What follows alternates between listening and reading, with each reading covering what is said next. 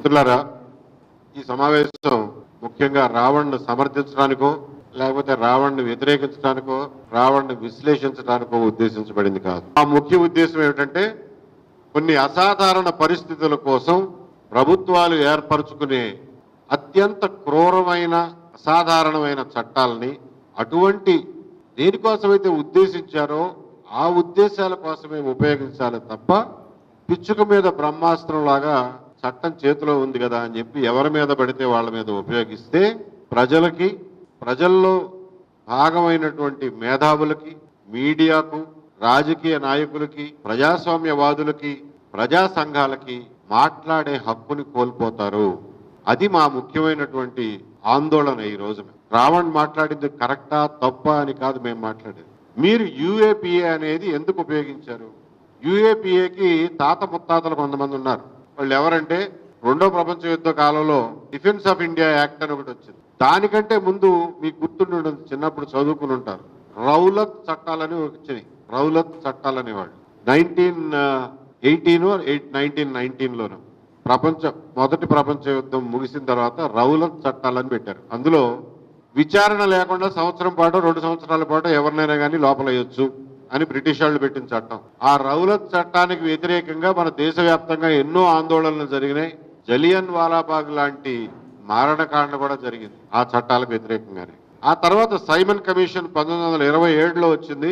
దానికి వ్యతిరేకంగా కూడా ప్రజలందరూ రోడ్ల మీదకి వచ్చారు. ఎందుకు వచ్చారు ఆ రోజునంటే సైమన్ కమిషన్ బ్రిటిష్ వాళ్ళు భారతదేశానికి, భారతీయులకి పరిపాలనలో మరిన్ని హక్కులు, మరింత పాత్ర ఇవ్వడం కోసం 1919 మాంటేగు షెల్మ్స్ఫోర్డ్ రిఫార్మ్స్ తర్వాత 10 సంవత్సరాల తర్వాత రిఫార్మ్స్ చేయడానికి భారతదేశ పరిపాలనా విధానం సంస్కరించడానికి పెట్టినటువంటి ఒక కమిటీ సైమన్ కమిషన్ అనేది.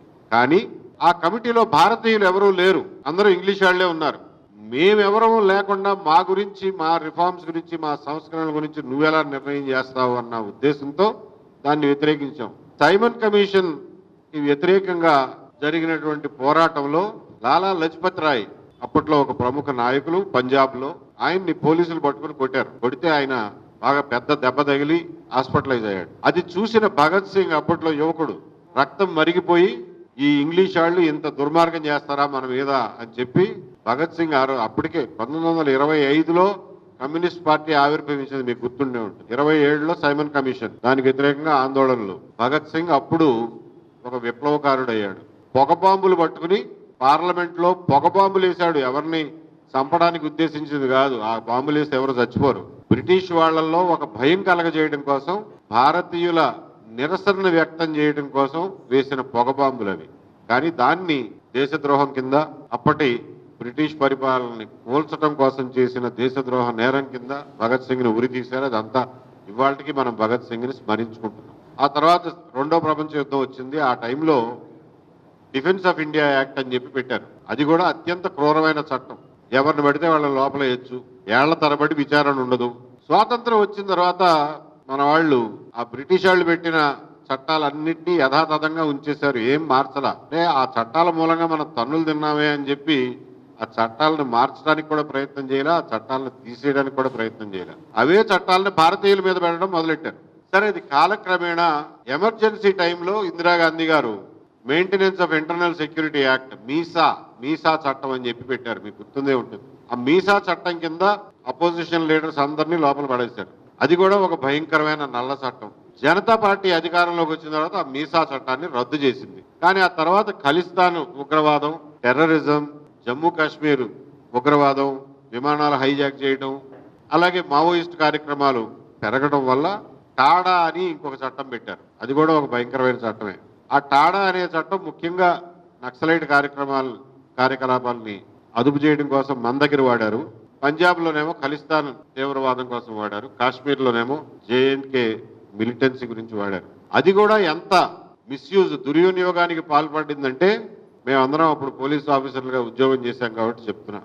ఈవెన్ గ్రామంలో ఉండే ఒక చిన్న సైజు మిలిటెంట్ మీద కూడా టాడా యాక్ట్ పెట్టి లోపలికి పంపించేవాళ్ళు. వాళ్ళు పాపం నెలల తరబడి, సంవత్సరాల తరబడి జైళ్ళలో ఉండేవాళ్ళు.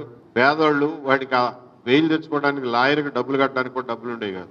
ఇది పెట్టరేగిపోయి ఒకనొక టైంలో పివి నరసింహారావు గారు ప్రైమ్ మినిస్టర్గా ఉండగా టాడా మీద పెద్ద ఎత్తున ప్రజల్లో నిరసన వచ్చింది. ఇది మరీ మిస్యూజ్ అయిపోతుందండి, దీన్ని తీసేయాలి అని చెప్పి. సరే, మొత్తానికి పివి నరసింహారావు టైంలోనే దాన్ని టాడాని రద్దు చేశారు. సుప్రీంకోర్టు కూడా ఒక స్టేజ్ లో ఇది అన్కాన్స్టిట్యూషనల్ అని చెప్పి తీర్పిచ్చింది, రద్దు చేశారు. తర్వాత మళ్ళా మనకి కాందహార్ హైజాక్ జరిగింది, గుర్తుండి ఉంటుంది కదా. కాందహార్ హైజాక్ లో ఆఫ్ఘనిస్తాన్ తీసుకుపోయి చాలా మంది టెర్రరిస్టులు విడిచిపెట్టి నానా తిప్పలబడి ప్రయాణికులు వెనక్కి తెచ్చుకున్నారు. ఆ టైంలో బీజేపీ గవర్నమెంట్ లో ఉంది. అప్పుడు మళ్ళా అరే సరైనటువంటి ఉగ్రవాద నిరోధక చట్టాలు లేకపోతే బాగుండదు అని చెప్పి పోటా అని చెప్పి ప్రివెన్షన్ ఆఫ్ టెర్రరిస్ట్ యాక్టివిటీస్ అని చెప్పి ఆ చట్టం తెచ్చారు. అది 2004 వరకు నడిచింది. అందులో పెద్దగా మిస్యూజ్ అయితే జరగల, నాకు తెలిసి అంత ఎక్కువ మిస్యూజ్ జరగల. అయినప్పటికీ కూడా 2004 ఎలక్షన్లలో కాంగ్రెస్ పార్టీ ఈ పోటాని మిస్యూజ్ చేస్తున్నారు, దుర్వినియోగం చేస్తున్నారు, కాబట్టి మేము వచ్చిన తర్వాత దీన్ని రద్దు చేస్తామన్నారు. 2004లో కాంగ్రెస్ ప్రభుత్వం వచ్చింది కేంద్రంలో, దాన్ని రద్దు చేసేశారు. అంటే మనకేది కఠినమైనటువంటి చట్టాలు లేవు ఆ రోజున. చివరకు చూస్తే మనకి 26/11 బొంబాయిలో ఉగ్రవాద దాడులు జరిగింది. ఉగ్రవాద దాడులు జరిగేసరికి అప్పుడు అపోజిషన్ వాళ్ళందరూ, అప్పుడు బీజేపీ అపోజిషన్ వాళ్ళందరూ ఎత్తుకున్నారు, మీరు పోటాను రద్దు చేశారు, మీ దగ్గర అసలు చట్టాలే లేవు, ఉగ్రవాదాన్ని నిరోధించే అభిప్రాయమే లేదు, మీకు ఆ ఆలోచనే లేదు, ఆ ఉద్దేశమే లేదు, అందుకనే ఈ దాడులు జరిగినాయి అని చెప్పి బాగా గొడవ చేసినప్పుడు సరేలే, జరిగింది పెద్ద ఇన్సిడెంట్ కాబట్టి శివరాజ్ పాటిల్ గారి తర్వాత చిదంబరం గారు హోమ్ మినిస్టర్ అయ్యి ఈ UAPA unlawful activities prevention act అనేది తెచ్చారు. దాన్ని కూడా అంతకు ముందు వాటి తాత ముత్తాతల లాగానే చాలా కఠినంగా, బెయిల్ రాకుండా, ఏమాత్రం అనుమానం ఉన్నా కానీ లోపల పడేసి సంవత్సరాల తరబడి నెలల తరబడి జైల్లో ఉంచే ప్రొవిజన్స్ పెట్టారు. పెట్టినాడు బీజేపీ వాళ్ళు గొడవ చేశారు, అప్పుడు అపోజిషన్ లో ఉన్నారు కాబట్టి, దీన్ని మీరు మళ్ళీ ఒక టాడాలాగా తయారు చేస్తున్నారు అని చెప్పి. సరే, అపోజిషన్ కాబట్టి విమర్శిస్తారు. మొత్తానికి అది పాస్ అయింది. పాస్ అయిన తర్వాత యూఏపీ అని చాలా తక్కువ స్థాయిలోనే వాడారు కాంగ్రెస్ వాళ్ళు, ఎక్కువ వాడల. 2014లో బీజేపీ గవర్నమెంట్కి వచ్చిన తర్వాత యూఏపీఏని విస్తృతంగా వాడడం మొదలెట్టింది.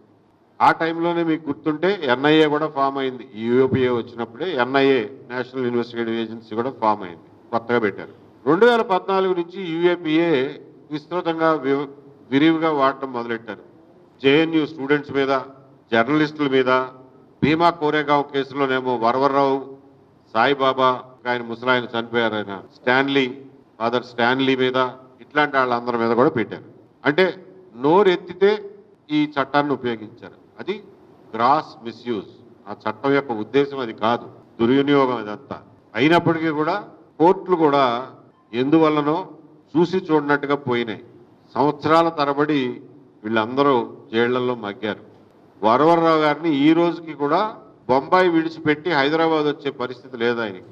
ఆయన తీవ్రమైన అనారోగ్యంతో ఉన్నాడు. అయినా సరే సొంత ఇంట్లో చివరి రోజులు గడిపే అవకాశం కూడా ఆయనకి లేకుండా కండిషనల్ బెయిల్లో బొంబాయిలోనే కూర్చోబెట్టారు.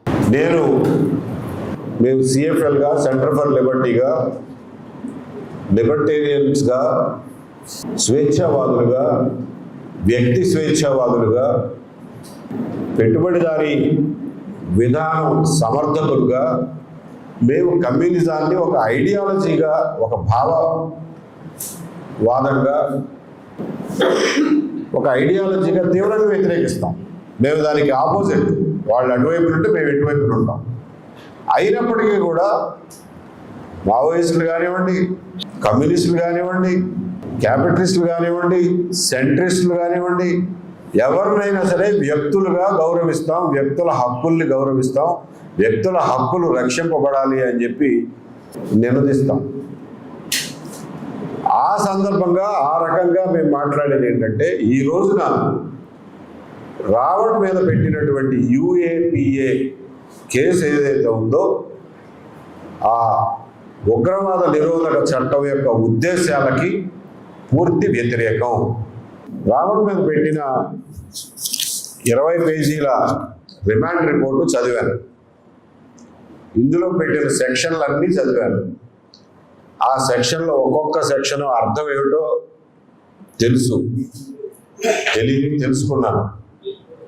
ఇందులో వాళ్ళు పెట్టినటువంటి ఎవిడెన్స్ కానీ, ఇందులో వాళ్ళు పెట్టినటువంటి రావణ్ చేశాడు అని చెప్తున్నటువంటి పనులు కానీ, అవి ఏవి కూడా యుఏపిఏలో పెట్టిన సెక్షన్ 13 కానీ, సెక్షన్ 39 కింద కానీ ఎట్టి పరిస్థితుల్లోనూ నిలబడవు. అంతవరకు చట్టం తెలిసిన వాడిగా ఆ మాత్రం చెప్పగలరు. మరి ఎందుకు పెట్టారయ్యా? జడ్జి గారు రిమాండ్ ఎందుకు ఇచ్చారు అని అంటే, విచారణలో ఆ సెక్షన్లు నిలబడతాయా లేవా అనేది వేరే విషయం. రిమాండ్ ఇవ్వడానికి పోలీసులు చెప్పిన కారణం అది వేరే అంశం. పోలీసులు ఏం చెప్పారంటే, లేదండి చూచాయిగా ఈయన మావోయిస్టు సానుభూతి పడని చెప్పి పలానా రాతల ద్వారా తెలుస్తుంది, కాబట్టి ఆయన ఫోను, ఆయన కంప్యూటర్లు, ఆయన ఇళ్ళు, ఆయన ఆఫీసులు, ఆయన బ్యాంక్ అకౌంట్లు అన్నీ వెతికితే కానీ ఈయన ఏమైనా వాళ్ళకి ఆర్థికంగా కానీ వేరే రకంగా కానీ సహాయం చేశాడో లేదో తెలీదు. ఇదంతా దర్యాప్తు చేయాలంటే టైం పడుతుంది. దర్యాప్తు చేసే టైంలో ఆయన కనుక బయట ఉంటే మా దర్యాప్తుకి ఆటంకం కలుగుతుంది, కాబట్టి జైల్లో ఉంచండి, రిమాండ్ ఇవ్వండి అని చెప్పి రాశారు. అందువల్ల రిమాండ్ వచ్చింది తప్ప ఇందులో పోలీసులు ఉటంకించినటువంటి రావణ్ చర్యల ఆధారంగా అతను యుఏపిఏ కింద శిక్షార్హుడు అని కాదు అతనికి రిమాండ్ ఇచ్చింది.